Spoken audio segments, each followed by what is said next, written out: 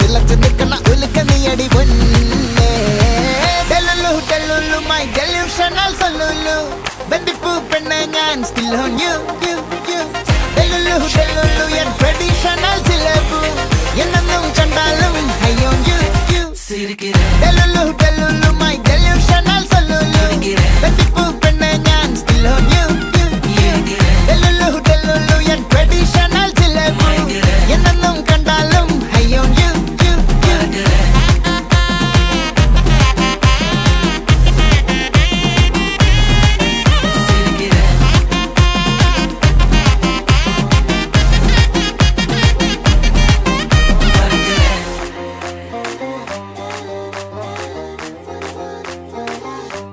மரிஜ்வானே நீ என்னில் கேரி மனமாக பாரி மேலா குட்டி சர்க்கிளாக கட் பண்ண போகிறோம்.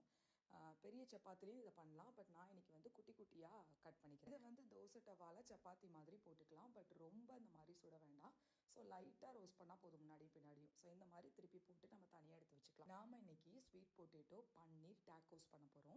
தனியாக எடுத்து வச்சுக்கலாம். நாம் இன்னைக்கு ஸ்வீட் பொட்டேட்டோ பன்னீர் டேக்கோஸ் பண்ண போகிறோம். ஸோ தனியாக எடுத்து வச்சுட்டு இப்போ நம்ம ஸ்வீட் பொட்டேட்டோ டோ இருக்கு இல்லையா, அதை வந்து பால் மாதிரி உருட்டி அதுக்கு மேலே சப்பாத்தி வச்சு கொஞ்சம் ப்ரெஸ் பண்ணிக்கலாம். கையை வச்சு கூட நீங்கள் இந்த மாதிரி பால் மாதிரி உருட்டி நீங்கள் ப்ரெஸ் பண்ணிக்கலாம் ஈவனாக.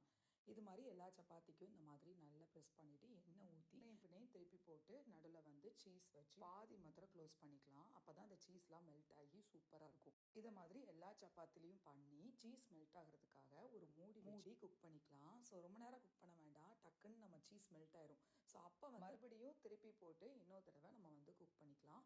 ஸோ இந்த மாதிரி ஃப்ரண்ட்லேயும் பேக்லேயும் உங்களுக்கு வந்து நல்ல கிறிஸ்பியாக இருக்கும். உள்ளே வந்து அந்த ஸ்டஃபிங்கோட சீஸோட சாப்பிடும்போது குழந்தைங்க ரொம்ப விரும்பி சாப்பிடுவாங்க.